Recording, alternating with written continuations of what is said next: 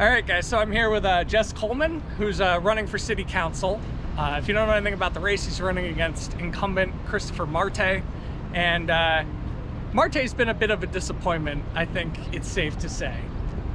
Despite representing the financial district and lower Manhattan, he is running a very suburban campaign, opposing congestion pricing, opposing City of Yes and building houses so people can afford to live here. So my first question, Jess, why is Chris Marte such a suburban loser? Well, thank you for having me, Miser. Yeah. I'm glad I'm not the one who said it, so we'll start with that, but I like that categorization. Yeah. I don't know. I mean, I think that, look, we have 7% turnout in New York City elections. And, you know, people who tend to turn out, they are wealthier, they are whiter, they tend to own their homes.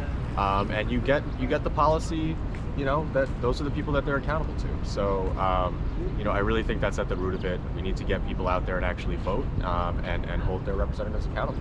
Right. So one issue that has come up quite a bit when I'm talking to other mayoral candidates is they've all talked about, Zoran, Brad Lander, they've all talked about pedestrianizing parts of Manhattan now that we have congestion pricing.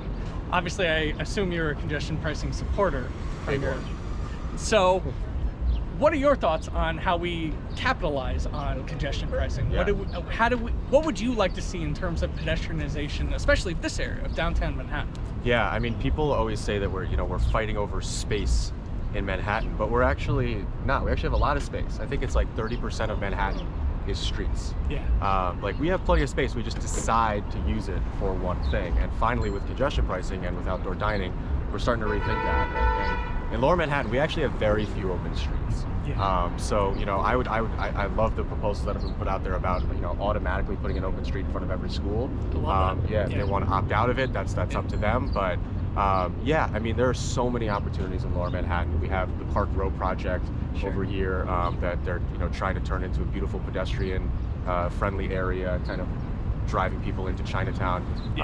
Yeah, Chambers Street. I mean, the entrance to the Brooklyn Bridge, which is like the one of the most majestic landmarks in all of the world. It's embarrassing over there, and I would love to see that just be a much friendlier, more welcoming place for pedestrians. Yeah, personally, I would like to see that bridge just retired and let the old lady gracefully stop moving car traffic. Once again, you said it, not me. You also mentioned outdoor dining, which is interesting because, of course, your opponent has picked individual fights with outdoor dining setups at this point. That's how much he is opposed to the program. What are your thoughts on this? Oh my gosh, yeah. So there's 1,600 restaurants that have sidewalk cafes. One of them in Manhattan has been dragged before the city council to have it revoked, and it is in this district, a beloved wine bar called La Dive that I'm sure you've all heard about. Yeah, I mean, we are leading the city in District 1 in vacant storefronts, and we know that outdoor dining was just a lifeline for small businesses, you know, and breathes life into our communities. People love it.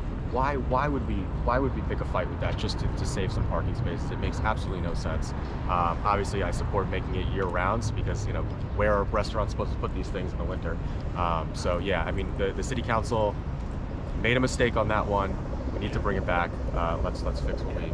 Would you agree that it's probably Adrian Adams' fault on that one?